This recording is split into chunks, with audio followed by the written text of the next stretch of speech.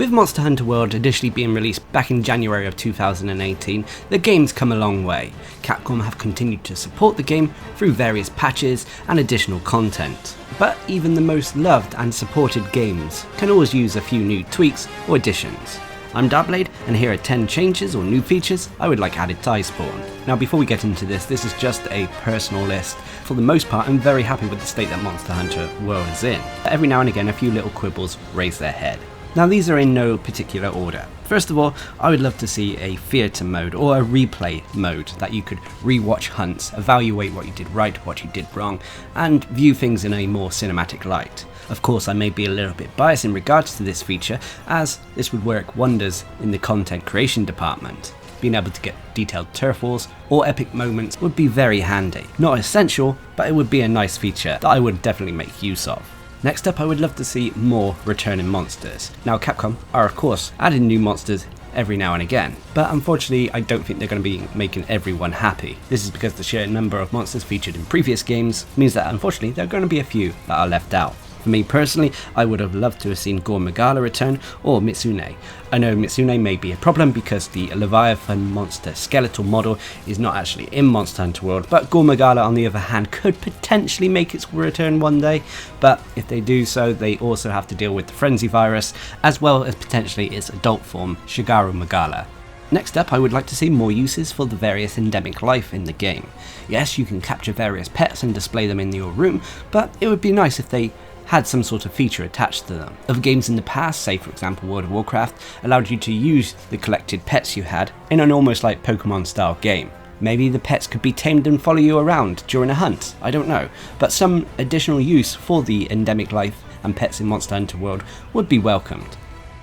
Next up, and one that would be definitely hard to implement in a way, and kind of works in a way in the Guiding Lands, is I would love to see some sort of impact on the ecosystem.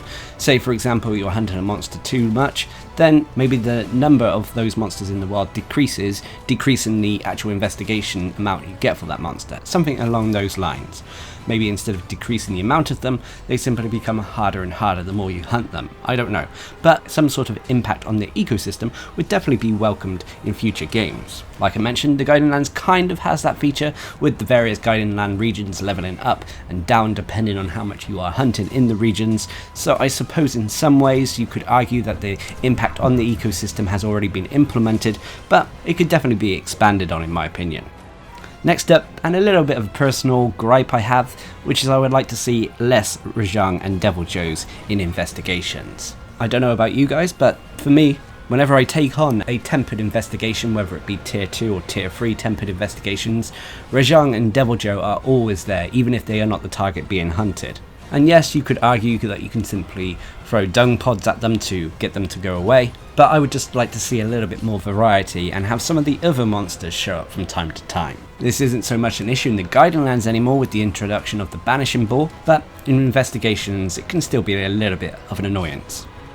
Next up, in another feature that would be maybe hard to implement, and in some respects they have it in certain areas, is I would love to see my friends and additional players in Celiana or Astera itself, not just restricted to the gathering hubs or your room. Now of course this would maybe eliminate the need for having additional players in your room or the gathering hub, but it could be in a more restricted way. So for example, you could only have 4 players maximum running around Astera or Celiana, whilst the gathering hub still maintains that maximum of 16 players. But to me, having additional players run around the main hubs, even if it was just 4 of us, would make them feel a little bit more alive.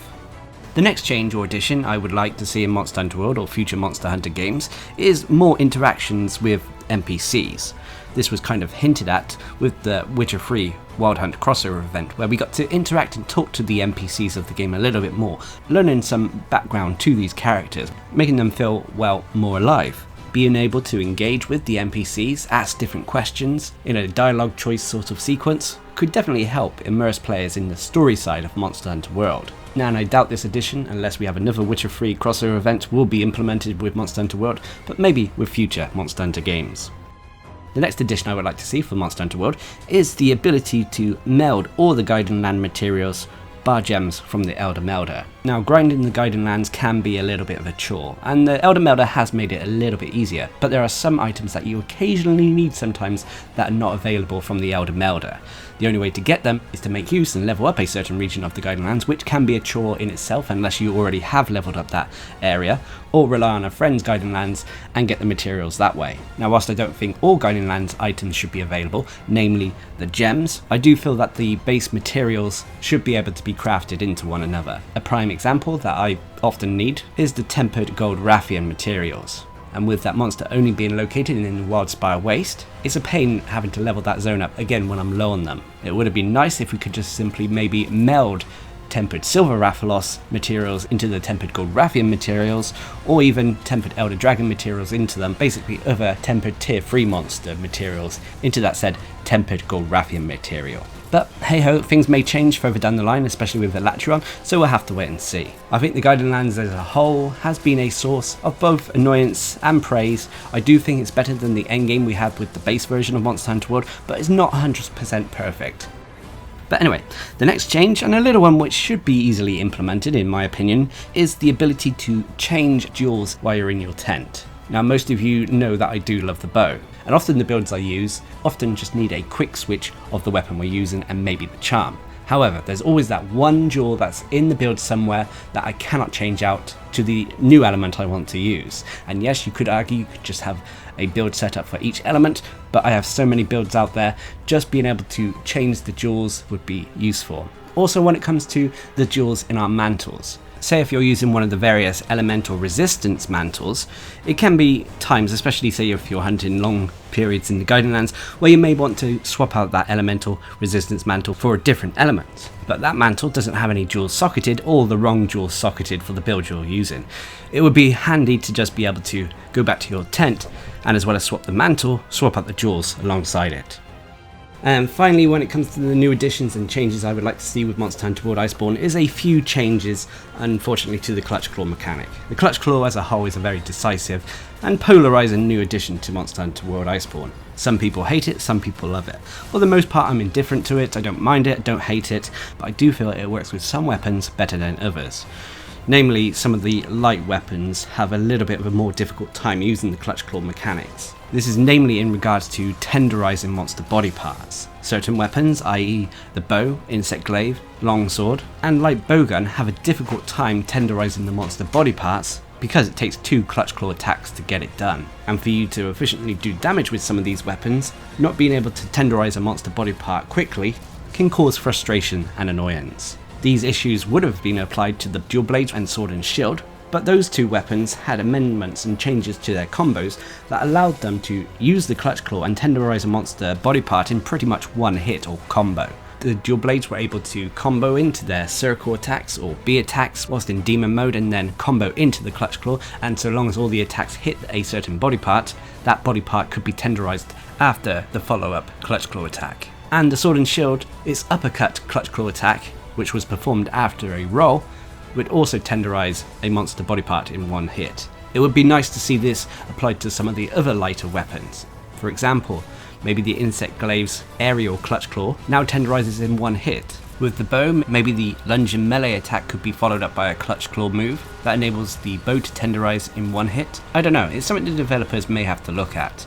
Other weapons such as the longsword and light bowgun could be argued that they don't need it as much because the builds don't require as many duels, and of course I have no issue when it comes to the heavy weapons that can simply tenderize in one Clutch Claw attack. So personally, like I said, I don't really mind having to tenderize a monster body part if you can tenderize that said part in just a single hit.